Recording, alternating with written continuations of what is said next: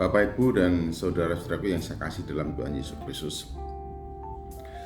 Rasul Paulus mengucapkan kegembiraannya dalam surat yang kedua kepada orang-orang Korintus berkenaan dengan Titus, bagaimana ia sudah diperlakukan secara terhormat, bermartabat oleh orang-orang Korintus, dan juga diperlakukan dengan baik sehingga Titus tidak kekurangan suatu apapun selama dia menjalankan misi yang diberikan oleh Paulus di Korintus.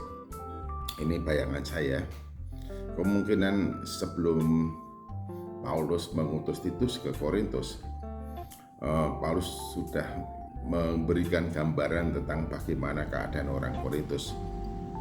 Dan kalau kita melihat pada surat Paulus yang pertama, kita menemukan begitu banyak persoalan yang ada di dalam kehidupan orang-orang Korintus.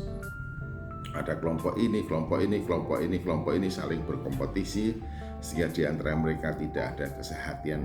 Dan dalam suratnya Paulus menegaskan bagaimana supaya mereka sehati.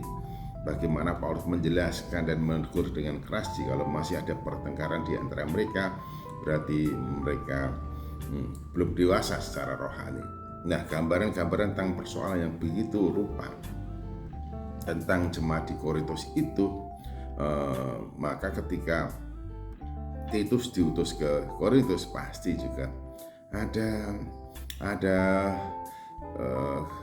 ya sedikit kegamangan.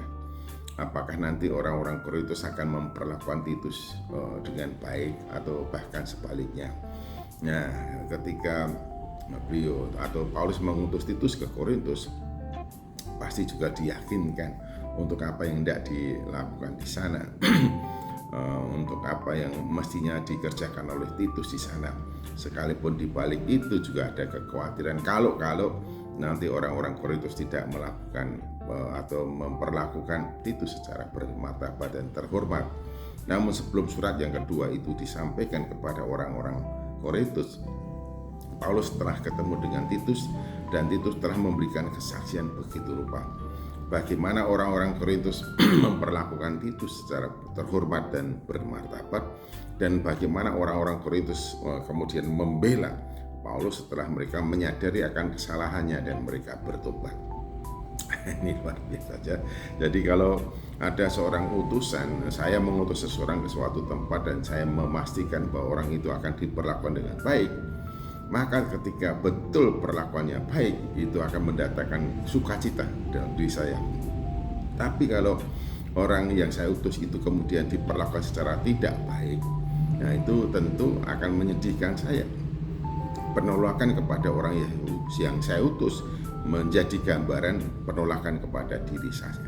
Nah, kalau penerimaan yang dialami oleh Titus kepada orang-orang Korintus itu juga menggambarkan penerimaan orang-orang Korintus kepada Paulus.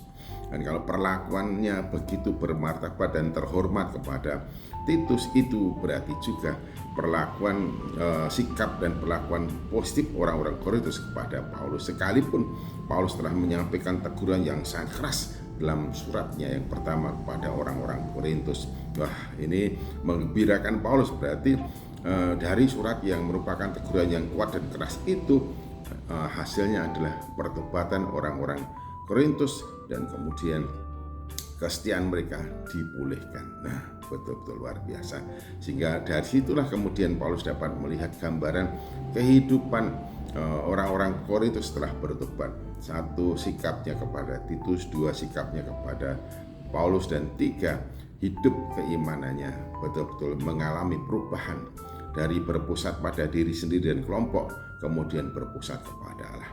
Dari merendahkan dan mendiskreditkan orang lain, kemudian dia menerima. Dari mengutamakan satu pimpinan di antara satu pimpinan yang lain, kemudian dia menghormati semua, termasuk menghormati Rasul Paulus. Wah, ini luar biasa.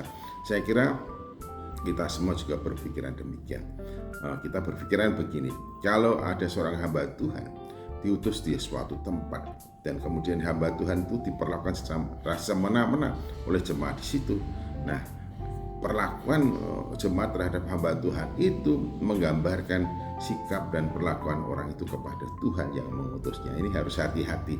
Oleh karena itu, apa yang kita lakukan kepada seorang hamba Tuhan, utusan Tuhan di suatu tempat untuk melayani, itu gambaran perlakuan kita kepada Tuhan. Kalau kita tidak bisa menghormati dan menghargai hamba Tuhan, bagaimana kita mengatakan sebagai penyembah Allah? Saya kira ini teguran untuk kita semuanya. Menghormati, menghargai, dan memperlakukan seorang hamba Tuhan sebagai utusan Tuhan, itu harus kita lakukan. Tuhan Yesus Kristus memberkati. Haleluya.